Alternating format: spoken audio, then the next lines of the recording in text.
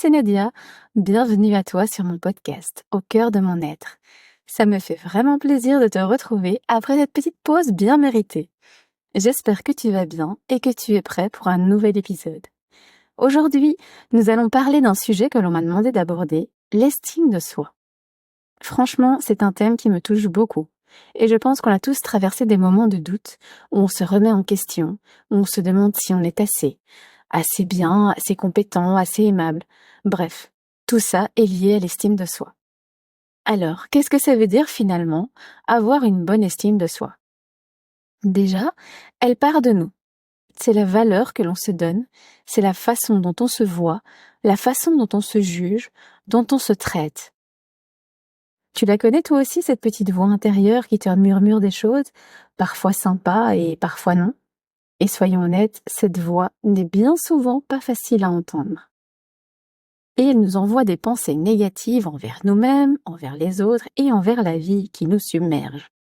Et encore une fois, comme nous avons été conditionnés inconsciemment à faire passer les choses négatives en priorité, nous ne focalisons notre attention plus que sur ça. Les échecs que l'on rencontre, les critiques que l'on reçoit, les comparaisons que l'on fait avec les autres. Parfois, c'est le regard des autres ou leurs attentes qui nous font perdre confiance. Et puis, il y a aussi nos propres pensées négatives, nos moments gênants qui refont surface, nos croyances limitantes que l'on traîne depuis des années.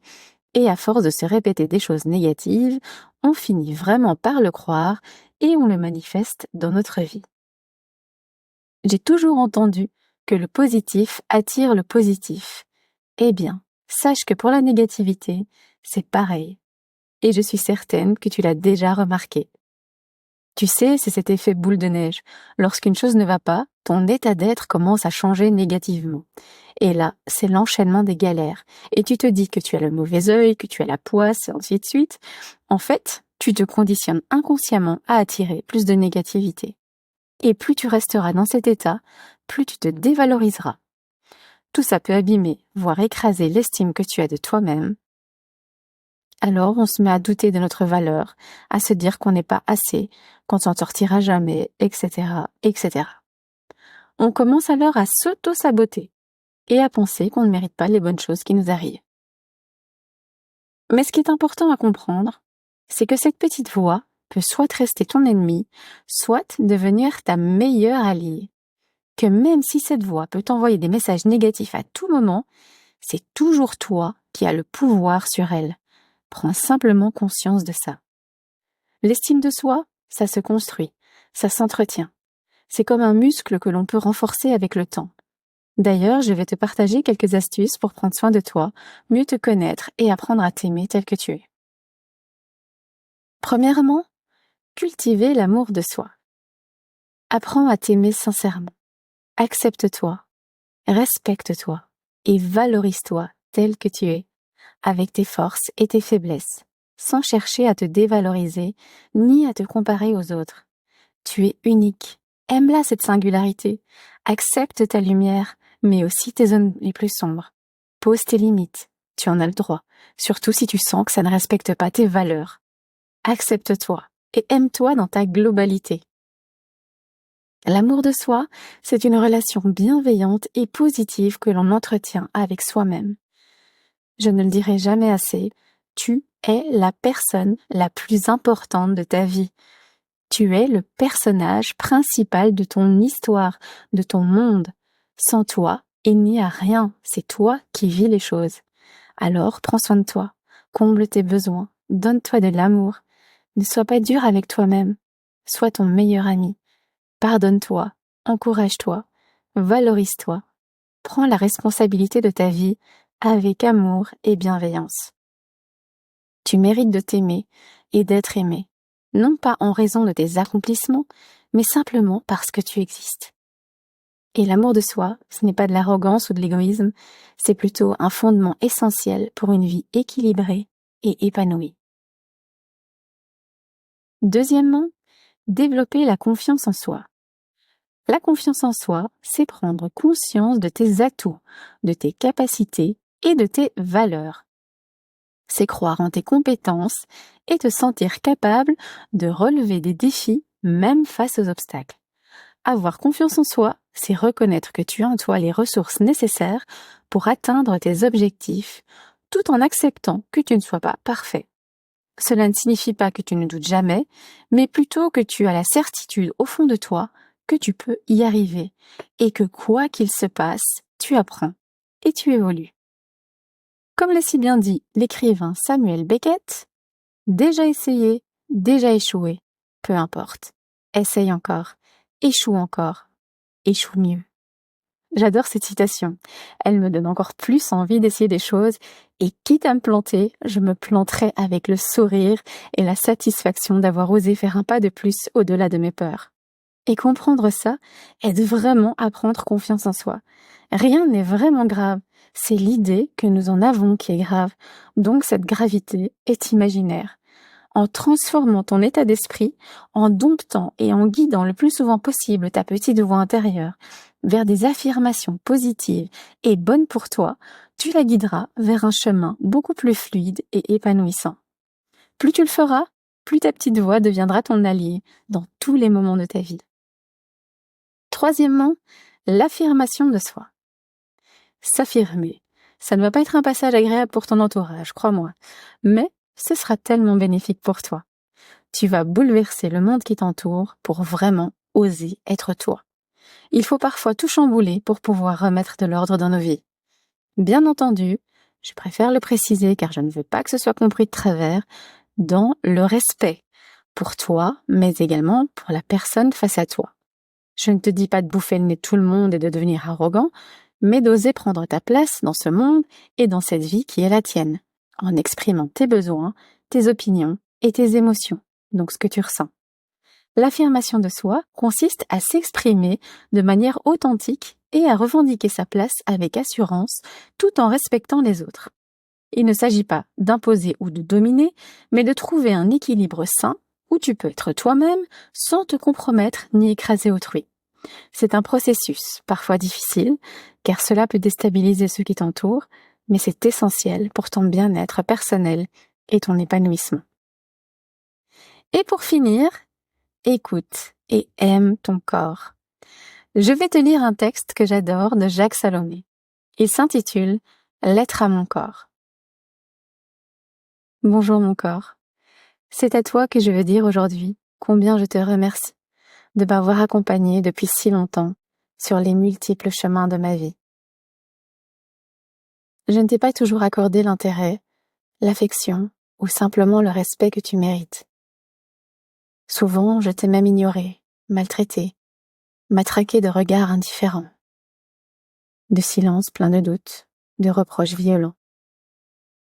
Tu es le compagnon dont j'ai le plus abusé, que j'ai le plus trahi. Et aujourd'hui, je te découvre, un peu ému, avec tes cicatrices secrètes, ta lassitude, tes émerveillements, et tout est possible. Je me surprends à t'aimer, avec des envies de te câliner, de te choyer, de te faire des cadeaux simples, de dessiner des fleurs sur ta peau, de t'offrir Mozart, de te donner les rires du soleil, de t'introduire aux rêves des étoiles. Mon corps, aujourd'hui, je veux te dire que je te suis fidèle, pas malgré moi, mais dans l'acceptation profonde de ton amour. Oui, j'ai découvert que tu m'aimais, que tu prenais soin de moi, que tu étais vigilant et étonnamment présent dans tous les actes de ma vie. Combien de violences as-tu affronté pour me laisser naître, pour me laisser être, pour me laisser grandir avec toi? Combien d'accidents as-tu traversé pour me sauver la vie? Combien d'abandons as-tu accepté pour me laisser entrer dans le plaisir? Bien sûr, il m'arrive parfois de te partager, et même de te laisser aimer par d'autres, par un que je connais et qui t'enlèverait bien si je le laissais faire. Mon corps, maintenant que je t'ai rencontré, je ne te lâcherai plus. Nous irons jusqu'au bout de notre vie commune, et quoi qu'il arrive, nous vieillirons ensemble. Jacques Salomé. Voilà. Ce texte est juste merveilleux. Notre corps est notre temple, notre allié le plus précieux. Il nous permet de vivre, de ressentir et d'exister pleinement. Soyons fiers de lui et apprenons à l'aimer tel qu'il est.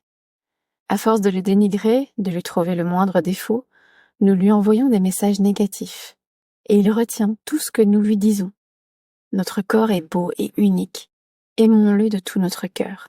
Donnons-lui l'amour qu'il mérite et apprenons à l'écouter, car il sait réellement ce qui est bon pour nous. Aujourd'hui, j'ai envie de dire merci à mon corps pour les sensations de bien-être, pour tout ce qu'il m'enseigne. Nous avons tendance à nous saboter, à chercher chez nous des défauts qui nous pourrissent la vie et nous placent dans des enfers moments. Et nous passons notre vie à côté de beaucoup de choses tellement nous sommes omnubilés par nos défauts physiques, notre poids, nos cicatrices, nos boutons mal placés, notre peau pas assez lisse qui prend de l'âge, etc. Et malheureusement, bien souvent, nous nous empêchons de passer des bons moments à cause de ces détails qui nous gênent, que nous imaginons énormes et que nous pensons que tout le monde va remarquer. Encore une fois, c'est notre petite voix qui nous sabote. Je vais te raconter une expérience que j'ai faite pendant les vacances. J'étais en bikini sur la plage, chose que je n'osais pas faire avant car j'avais des complexes. Une cicatrice de 18 cm sur le bras droit qui aujourd'hui me rappelle à quel point je suis déterminée. Des vergetures qui aujourd'hui me font prendre conscience de la joie d'avoir porté mes enfants. Mes rondeurs qui se sont installées pour me protéger, un peu comme un bouclier, qui m'ont fait prendre conscience que j'avais grandi avec un sentiment d'insécurité. Bref, mon corps parfaitement imparfait que j'ai appris à comprendre, à écouter et à aimer. Mais voilà, j'ai pas toujours eu cette vision et ce sentiment d'être mal à l'aise au milieu des gens, je le connais très bien. Il fut un temps, j'allais même dans l'eau avec un t-shirt. Et pourtant, je n'étais pas parfaite, mais j'étais magnifique. Je le réalise en revoyant des photos, et je me dis, mais pourquoi je n'osais pas? Pourquoi je me suis tellement gâché la vie par peur du regard des autres? Bref, je reviens à mon expérience, ou plutôt ma prise de conscience, même si ça fait un moment que j'en ai conscience. Donc, j'étais sur la plage, au milieu de la foule, et j'ai observé le monde qui m'entourait et mon monde intérieur. Autour de moi, personne ne me regardait. Les gens vivaient leur vie. Et lorsque je croisais une personne, elle était bienveillante, me souriait et disait bonjour normalement. Intérieurement, je me sentais tellement bien, libre d'être là, d'exister, de ressentir le vent, le soleil sur ma peau. Dans l'eau, c'était pareil, cette sensation merveilleuse de l'eau sur mon corps, et se retrouver là, face à cette beauté, face à cette vaste étendue d'eau, c'était merveilleux. Et ma petite voix ne m'envoyait que des messages de bien-être. À cet instant, je suis en paix avec moi-même. Donc, je réalise vraiment que le monde autour de moi est le reflet de ma paix intérieure. Personne ne peut avoir d'impact sur moi si je suis en paix intérieurement. Et voilà donc la fonction première de notre corps. Exister et ressentir. Être pleinement présent et savourer chaque instant que mon corps me permet de vivre. Notre corps est notre véhicule terrestre et notre allié le plus précieux. Il nous guide, nous informe des choses qui nous font du bien ou de celles qui ne vont pas en nous et dans notre vie. C'est un peu comme une boussole qui nous guide avec des sensations, des ressentis. Mais bien souvent, il subit notre maltraitance. Et comme nous ne les comptons pas, il crée en nous des maux, des douleurs, des maladies. D'ailleurs, en sophrologie, la première chose sur laquelle nous nous penchons, c'est notre corps. Se reconnecter à lui, ressentir, être pleinement conscient de son existence, de son ancrage. Lors de ma toute première séance pendant les nettoyages énergétiques, la première chose que mon corps a fait, c'est un autocâlin. Et dans ma tête, le mot merci était présent. Je prenais enfin soin de moi, de lui. Je prenais vraiment conscience de sa place et de son importance. Notre corps est le pilier de notre existence. Si tu veux développer une bonne estime de toi, utilise ces 4 clés. Cultiver l'amour de soi, développer la confiance en soi, l'affirmation de soi. Écoute et aime ton corps. C'est un processus qui prend du temps, qui n'est pas toujours simple, mais qui nous amène vers une liberté d'être et d'exister.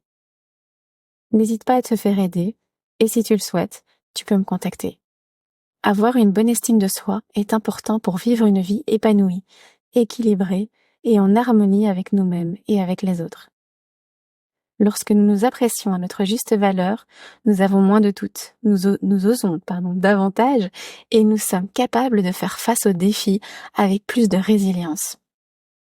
Une bonne estime de soi ne signifie pas être parfait, mais plutôt accepter ses imperfections, reconnaître ses forces et s'engager dans un cheminement d'amélioration personnelle sans jugement.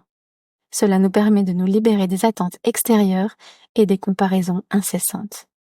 Alors, prends le temps de te connaître, de te respecter et de te valoriser. C'est un cadeau que tu te fais à toi-même et qui enrichit ton rapport au monde. N'oublie pas, tu es la personne la plus importante de ta vie et tu mérites d'être traité avec amour, respect et bienveillance.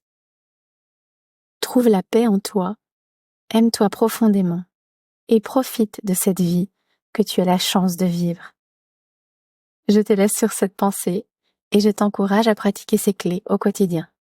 Le chemin est parfois sinueux, mais il en vaut vraiment la peine. Merci de m'avoir écouté. N'hésite pas à t'abonner, à liker pour m'encourager, à me laisser un commentaire pour partager tes impressions, tes expériences ou tes questionnements. À la semaine prochaine pour un nouvel épisode. Prends soin de toi.